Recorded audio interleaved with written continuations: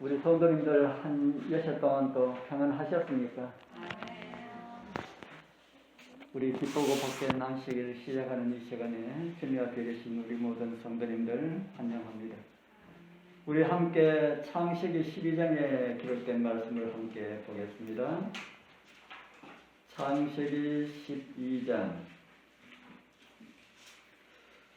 우리 창세기 12장 하면은 알아놓으시면 좋습니다. 창세기 12장부터 아브라함에 대한 기록이 나옵니다. 창세기 12장 1절, 2절. 우리 같이 읽겠습니다. 창세기 12장 1절, 2절. 여호와께서 시작.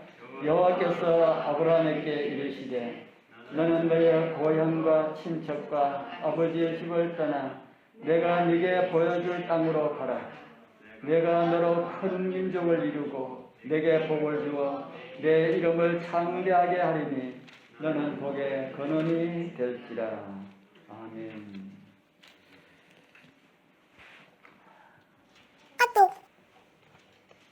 오늘은 창세기 42번째 시간입니다. 아브라함을 부르신 이유라고 하는 이런 제목으로 하나님께서 왜 아브라함을 불렀는지 우리 함께 살펴보면서 주님께서 준비하신 그런 은혜를 함께 나누려 합니다. 하나님께서 아브라함을 부르신 이유하고 저와 여러분들을 부르신 이유하고 좀 비슷하다는 생각이 듭니까? 완전히 차이가 많다는 생각이 듭니다. 우리를 부르신 하나님의 뜻도 있을까요? 우리가 어떻게 생각하면 아브라함은 믿음의 조상이라고 하고 또 너무나도 큰 인물이라서 그를 부르신 이유하고 우리를 부르신 이유는 판이하게 다를 것이라고 그렇게 생각할 수가 있습니다. 다른 것은 몰라도 아브라함을 불러서도 소명을 주셨고 오늘 저와 여러분들을 부르셔서도 소명을 주셨습니까? 오늘 그런 것을 좀 살펴보려 합니다. 그래서 부르심의 소명이 어떤 것인지 확인할 수가 있는 그런 복된 시간 되었으면 좋겠습니다. 하나님께서 아브라함을 왜 불렀을까라고 말씀을 드렸는데 하나님께서 아브라함을 부르기는 부르셨습니까? 하나님께서 아브라함을 부르셨을까? 언제 부르셨을까? 우리가 읽은 창세기 1장 12장 1절 2절에 보면은 하나님께서 아브라함을 불렀다는 이런 말씀이 없지요. 아비의 집을 떠나라 이 말씀이 불렀다라고 하는 이런 말씀으로 이해를 할 수가 있습니다. 사도행전에 보면은 사도행전에도 보면은 아브라함과 관련된 기록이 있습니다. 사도행전 7장 2절 3절을 올려놨습니다. 또 같이 한번 읽어보겠습니다. 스데반이 시작. 스데반이 가로되 여러분 부형들이여 들으소서. 우리 조상 아브라함이 하란에 있기 전 메소포타미아에 있을 때에 영광의 하나님이 그에게 보여 가라사대 내 고향과 친척을 떠나 내가 네게 보일 땅으로 가라 하시니. 이 말씀은 스데반이 이스라엘을 향하여 말씀을 전하는 내용 가운데 기록된 말씀입니다. 아브라함이 어디에 있기 전에 부르셨다고 합니까? 아브라함이 하란에 있기 전에 어디에 있을 때요? 하란에 있기 전 메소포타미아에 있을 때. 이 말씀은 창세기 12장 그 전을 살펴보라는 말씀으로 우리는 받아들일 수가 있습니다. 창세기 11장을 제가 지난번에 말씀을 함께 나누는데 거기 보면은 바벨탑의 사건이 나옵니다. 그리고 11장 10절부터는 셈의 후예는 이러하니라 라는 말씀으로 시작하여서 셈의 자손들의 기록이 나옵니다. 셈은 누구의 아들입니까? 셈은 누구의 아들일까요? 노아의 아들. 노아의 아들 3명이 있는데 3명의 이름을 아시는 분? 제가 너무 쉬운 걸 말씀을 드렸습니까? 셈과 함과 야벳 이 삼형제 가운데 누가 맞을까요? 누가 제일 큰 아들일까? 여러분들은 이 삼형제 가운데 누가 제일 큰 아들이라고 이해를 하고 있습니까? 뭐 생각 안 해보셨습니까? 창세기 5장 32절에 보면은 노아가 500세 된 후에 셈과 함과 야벳을 낳았더라. 여기에 있는 이 말씀을 보면은 누가 제일 형이고 누가 제일 막내 같습니까? 셈이 제일 형이고 함은 둘째고 야벳은 막내가 아닐까, 그렇게 우리 생각하는데, 우리가 성경을 이 구속과 구속의 경륜과 관련되어서 이해를 하시는 분들은 형제들이 기록되어 있을 때에 그 순서대로 형제의 차이가 아니다라는 것은 우리가 이해를 하고 있어야 됩니다. 그런데 오늘날 많은 사람들은 노아의 삼형제 가운데 세 아들 가운데 셈이 맞이고 함이 둘째고 야벳이 막내라고 거의 그렇게 이해를 하고 있습니다. 그 증거가 무엇인가 하면 창세기 5장 32절입니다. 대부분이 그렇게 이해를 하고 있습니다. 우리 재림교회 외에는, 그러나 우리 재림교회는 이런 것까지도 더 밝은 빛을 우리에게 주고 있습니다. 이런 오해는 아브라함에게도 있습니다. 지난번에 우리 아브라함에 대해서 조금 말씀을 드렸죠. 데라에 대해서 말씀을 드리면서 아브라함의 아버지 데라에게도 아들이 삼형제가 있었다 했습니다. 혹시 기억이 나십니까? 창세기 11장 26절에 보면은 데라는 70세에 아브라함과 나홀과 하란을 낳았더라. 여기도 보니까 누가 제일 먼저 기록되어 있습니까? 아브라함이. 그러니까 누가 제일 큰 아들로 알게 될까요? 아브라함이 제일 큰 아들이 아닐까. 제가 지난번에 한번 말씀을 드렸는데 기억이 나실런지 모르겠습니다. 성경에 기록된 형제들이 쭉 이렇게 나열되어 있을 때는 그 나열된 순서대로 형제들이 기록된 것이 아니다. 창세기 9장 24절에 보면은 노아의 아들 삼형제를 두고 이야기할 때에 이렇게 기록을 하고 있는 것을 보게 됩니다. 노아가 술이 깨어 그 작은 아들이 자기에게 행한 일을 알고, 여기 작은 아들이라고 하는 이 아들은 누굽니까? 함이지요. 삼형제 중에 아들 서에 있는데 작은 아들이라고 불리우면은 몇 번째가 될까요? 예? 삼형제가 있는데 작은 아들, 딱 형제가 있으면은 작은 아들이라 하면은 그거는 말할 것도 없습니다. 삼형제가 있다면은 삼형제 중에 작은 아들이라고 하면은 누구를 가리키는 말일까? 우리 여러분들 이해로는 누구를 가리킨다는 생각이 듭니까? 예? 막내라고 하는 생각이 들어요. 왜? 둘째 보고는 둘째라 그러지 작은 아들이라고 안 합니다. 우리나라에도 이렇게 아이들 형제가 있을 때에 저 아들은 저 집에 작은 아들이다 이렇게 이야기할 때는, 예를 들어서 저희들 형제는 5형제입니다.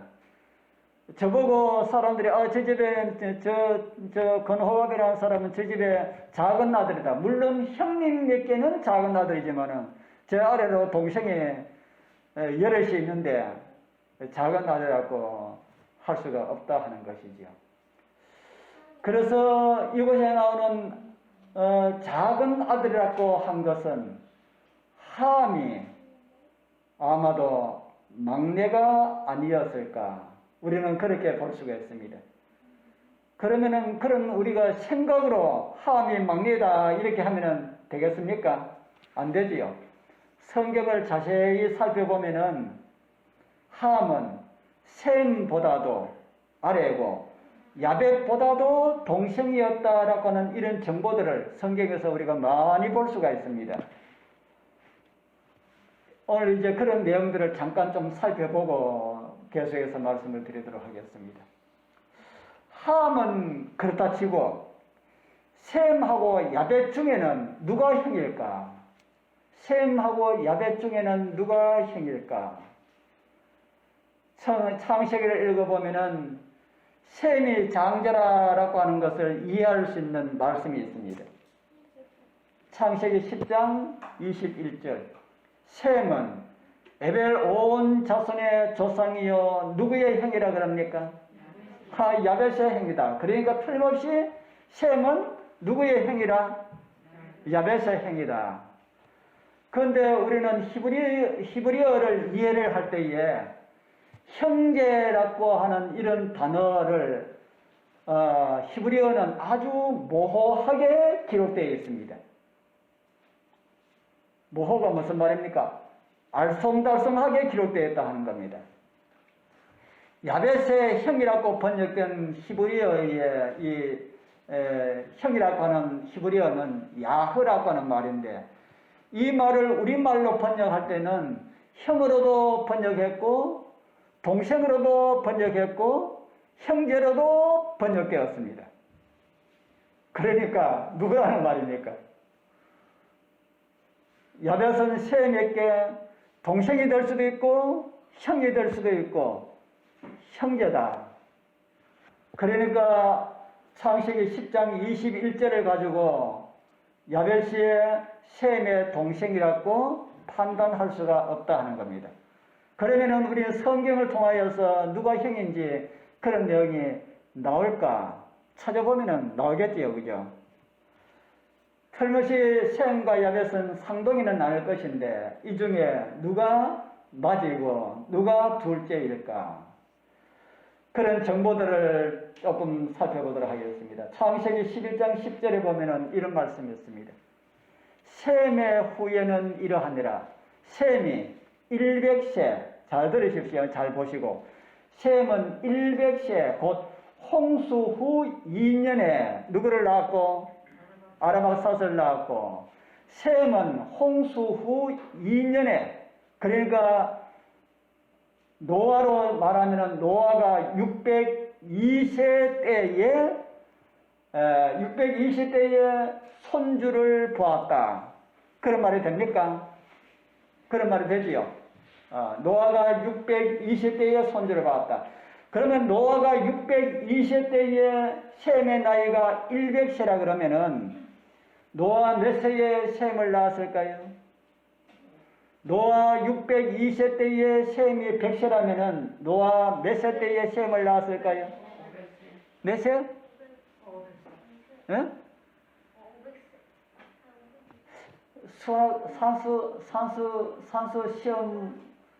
산수 시험에서 100점 맞기가 힘듭니다.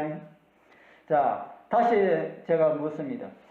노아 602세 때 셈이 100세라면은 노아 몇 세에 아들을 낳았을까? 그러면 602 빼기 얼마 하면 됩니까?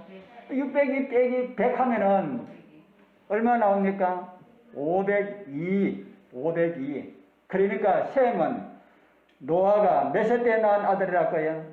502세에 낳은 아들이다. 틀림없습니까? 아주 틀림없습니다. 그러면은 노아가 500세에 낳은 아들이 있다.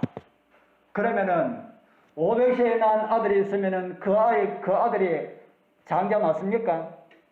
장자 맞겠지요. 함은 작은 아들이고, 셈은 노아 502세에 태어났고, 그러면은 500세에 태어난 아들이 있다 그러면은 누굽니까? 500세에 태어난 아들이 있다가 누굽니까? 야벳이지요. 창세기 5장 32절에 이런 말씀이 있습니다. 노아가 500세 된 후에 셈과 함과 야벳을 낳았더라. 이 말씀은 500세부터 아들을 삼형제를 쭉 이렇게 낳았다라는 이런 말씀이 되겠지요. 그러면은 500세에도 아들을 낳았다는 말입니까? 501세부터 낳았다는 말입니까? 뭐 501세도 되겠지만은 500세부터 낳았다 하니까 500세에 태어난 아들이 있을 것이다. 우리는 그렇게 볼 수가 있습니다. 그러면 500세에 낳은 아들은 누굴까요? 노아 500세에 얻은 아들은 야벳이다.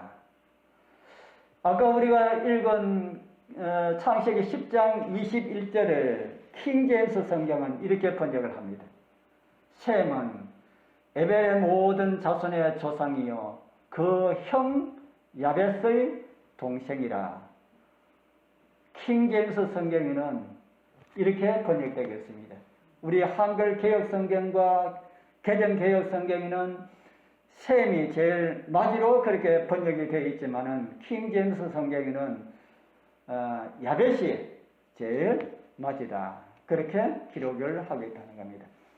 킹제임스 성경이 완벽하다고는 볼 수가 없지만은 지금 현재 번역되어 있는 성경 가운데 가장 정확한 번역 성경이라고 그렇게 이야기를 하고 있습니다. 그러면은 왜 셈을 장자인 것처럼 그렇게 기록하고 있을까? 성경은 어떤 이야기를 다루고 있기 때문에요. 성경은 저와 여러분들을 구원하기 위한 구원의 이야기를 다루고 있기 때문에 구원과 관련된 사람들이 장자로, 영적 장자로 그렇게 성경은 기록을 하고 있다 하는 겁니다.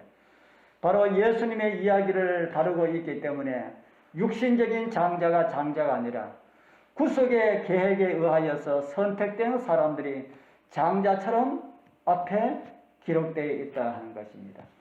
아브라함의 이야기도 마찬가지다 하는 겁니다.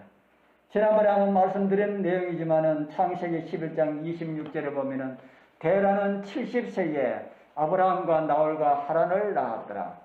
여기에 70세에 아브라함과 하란과 나홀을 상거기를 낳았다는 말이 아니고 70세부터 어떻게 하기 시작했다고요? 70세부터 노아가 500세 되던 해에 셈과 함과 야벳을 낳았다 하라고 하는 말씀과 같이 데라도 70세부터 세 아들을 낳기 시작하였다. 그렇게 성경은 기록을 하고 있다는 겁니다. 그러면 이 삼형제 가운데서도 누가 제일 큰 아들이고 누가 제일 막내일까요? 다시 제가 다 설명을 드릴 수가 없고, 이 보충 설명을 드리자면은, 아브라함이 하란을 떠날 때에, 나이 몇 세였다고 합니까? 예, 나이 75세. 데라는 하란에서 몇 세에 죽었습니까? 혹시 기억이 안 나신 분? 데라는 하란에서 205세를 살고 죽었다. 그러면은, 아버지 데라가 죽고 난 다음에 아브라함이 하란을 떠났지요.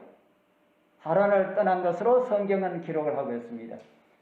데라 아버지가 죽고 난 다음에 바로 보따레사가 떠났는지 아니면 그 이듬해에 떠났는지 우리는 알 수가 없을지라도 분명한 것은 데라가 임종 때에 205세였는데 그리고 아브라함이 떠날 때에 75세가 넘지 않았다. 그러면은 아버지 데라 205세 때에 아브라함의 나이가 75세였다면은 아버지 몇 세 때에 아브라함을 낳았습니까?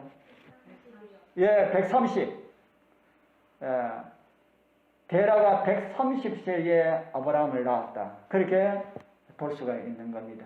계산이 하면은 그렇게 다 나오지요. 그 형제들의 순위를 이해할 수 있는 정보가 또 성경에 이렇게 나옵니다. 창세기 11장 27절에서 29절 보면은 데라의 후인은 이러하니라. 데라는 아브라함과 나홀과 하란을 낳았고 하란은 롯을 낳았으며 하란은 그 아비 데라보다 먼저 본토 갈대아 우르에서 죽었더라. 하란으로 떠나기 전에 갈대아 우르 메소포타미아에서 하란으로 가기 전에 갈대아 우르에서 이미 누구는 죽었어요? 아브라함의 그 데라의 아들 가운데 한 명이 죽었다는 겁니다. 이미 그때 이 아들은 누구를 낳았어요? 하란은 롯을 낳았고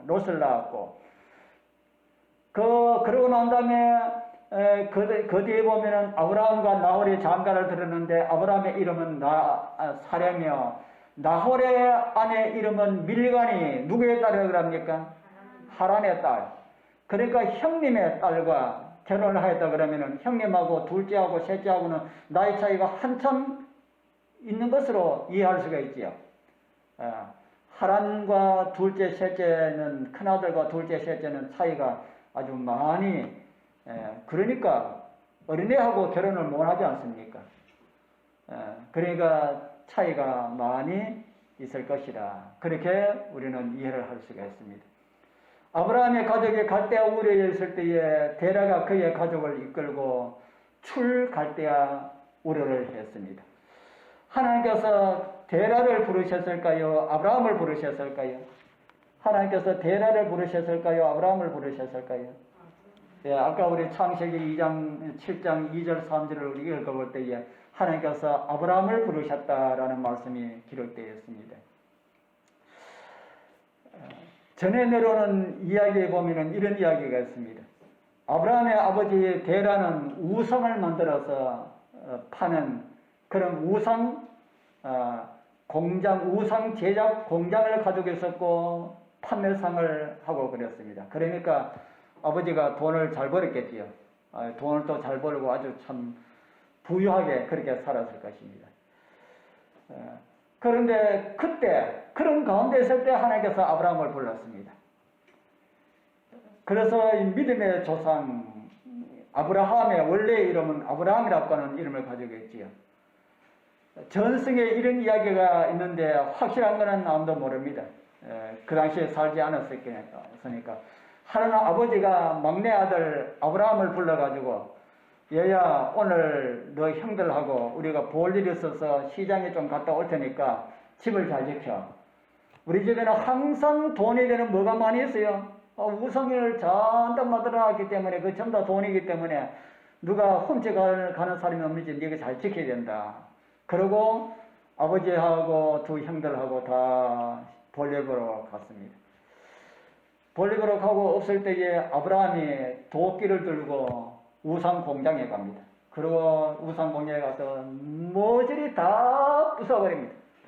다 부숴버리고 난 다음에 그 도끼를 그 안에 있는 신 가운데 가장 높은 신이라고 하는 달신 우상의 오른팔에 도끼를 딱 앉혀놔 놓고 아브라함은 모른 척하고 자기 방에 가서 이렇게 있습니다. 한참 후에 아버지하고 이제 두 형들이 왔는데 아버지의 관심은 항상 어디에 있습니까? 돈이 있는 곳에 마음이 있지요. 내 돈 창고 하면서 창고 문을 여는 순간 안은 어떻게 되어버렸어요? 완전 아수라장이 되었지요. 우상 다 깨어지고 딱 생각이 요거 아브라함의 짓이구나 하고 아브라함을 찾아갔습니다. 아브라함아 예, 너 이런 저 우상 창고를 잘 지켜냈더니만 너보고 부숴라고 했느냐 하니까 제가 안 했는데요. 네가 안 하면 누가 했나?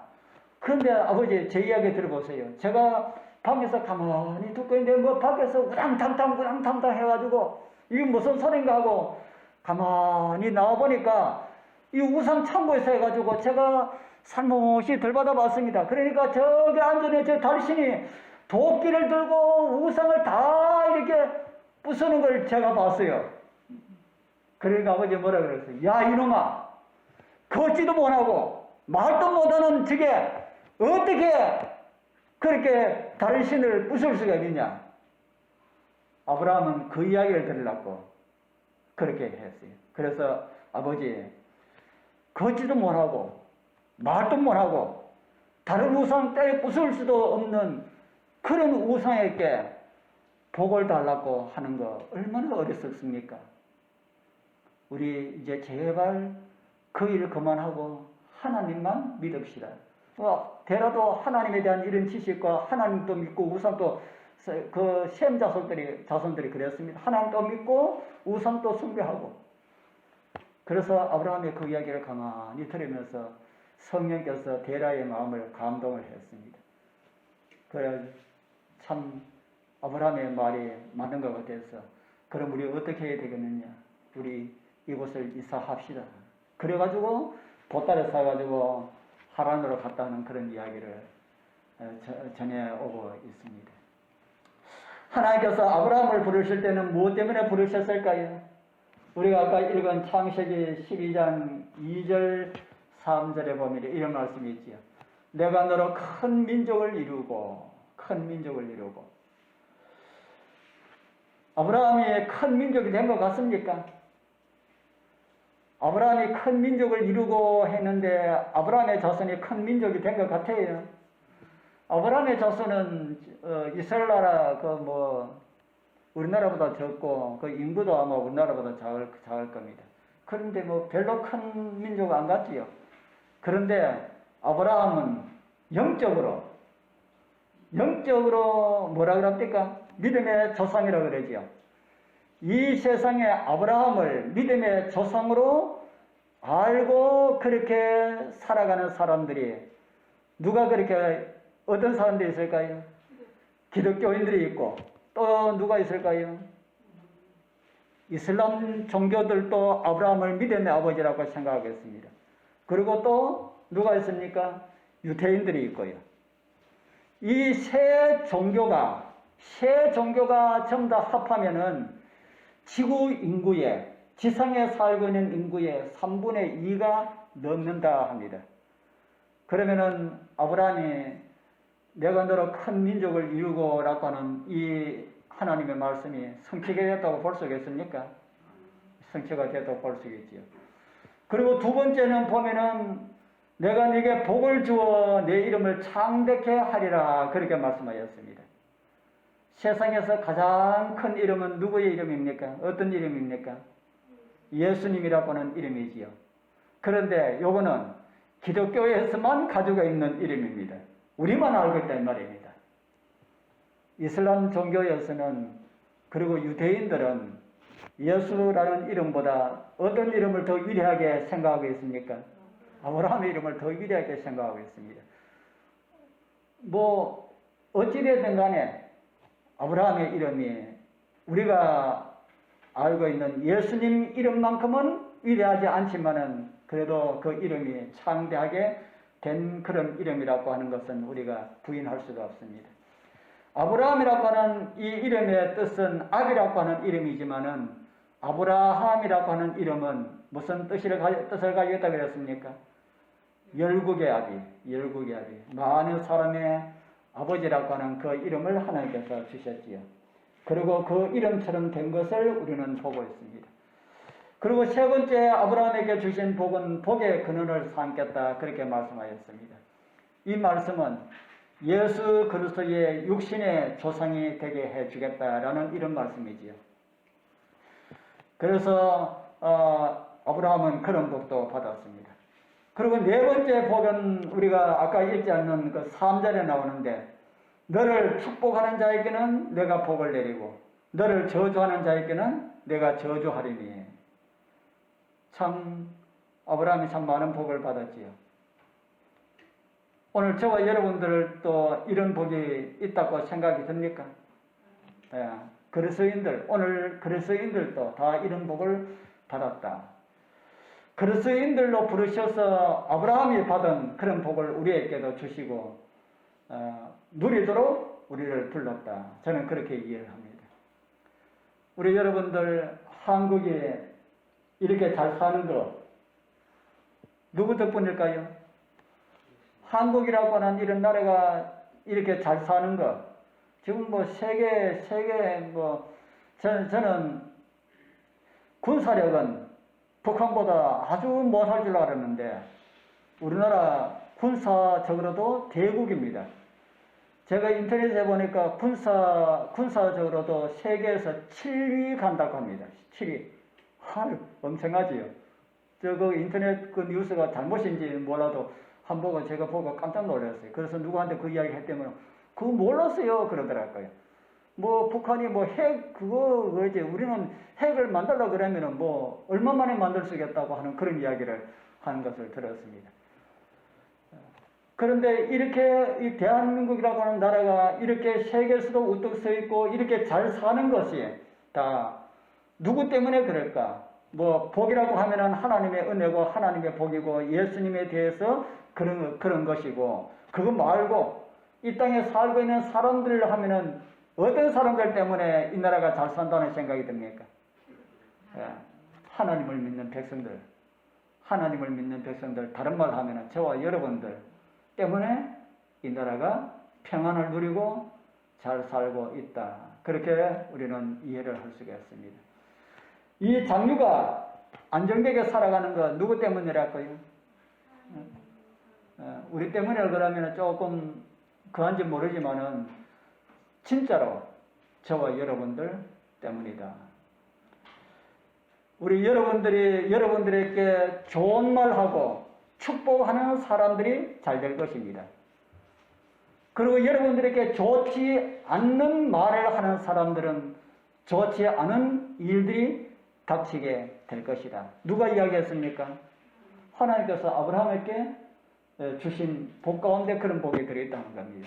너에게 축복하는 자에게는 내가 복을 주고 너에게 저주하는 자에게는 내가 저주하리니. 이 말씀은 오늘 우리에게도 해당되는 그런 말씀이다 하는 것이지요. 우리에게 좋은 말을 하는 사람들이 잘 되고 우리에게 나쁜 말을 하는 사람들이 안 되게 될 것이다. 성경은 오늘 우리에게 그렇게 가르쳐주고 있습니다. 우리가 그런 사람이 되도록 하기 위해서 우리는 어떻게 살아야 할까요? 정말 아브라함에게 주어진 그런 은혜와 복을 우리가 다 받는 사람들이 되려고 그러면 어떻게 우리는 살아야 될까? 어떻게 살아야 될까요?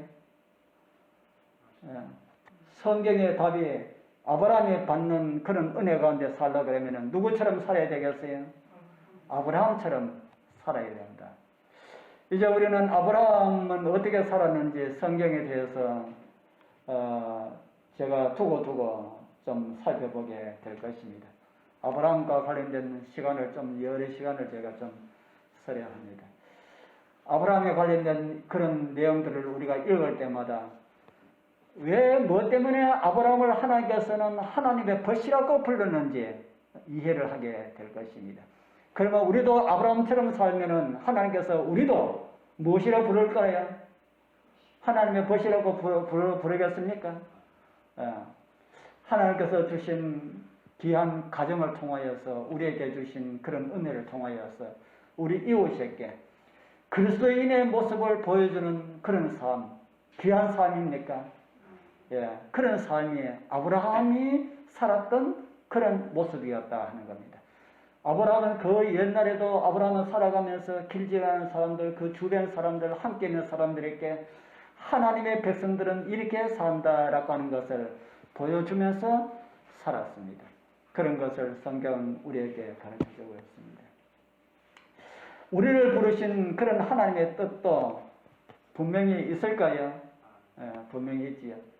우리를 위하여 예수님께서는 하늘을 두시고 이 땅에 오시는데, 그리고 그 주님께서는 나를 나타내는 삶을 살라고 하시는데, 그 일을 위하여서 우리를 쓰시려고 하는데, 그리고 우리에게 복을 주시어서 여기까지 인도를 하셨는데, 우리는 누구의 증인들로 살아야 되겠습니까? 우리는 예수 그리스도의 증인들로 살아야 할 것이다. 우리 성도님들, 우리 모두 이런 복 다 받게 되길 바랍니다. 그래서 아브라함처럼 살면은 아브라함이 받은 복을 우리도 받게 된다. 잊지 마시고 우리 주변에 사는 사람들에게 예수님을 우리의 삶을 통하여서 증거하는 그런 은혜를 통하여서 우리 주님의 오심도 촉진시키고 우리 이웃들에게 복음을 전하여서 구원받는 사람, 우리 하늘에 갈 때에 더 많은 사람 함께 갈 수 있도록 우리 함께 노력하시는 주님의 백성들 다 되기를 축복합니다.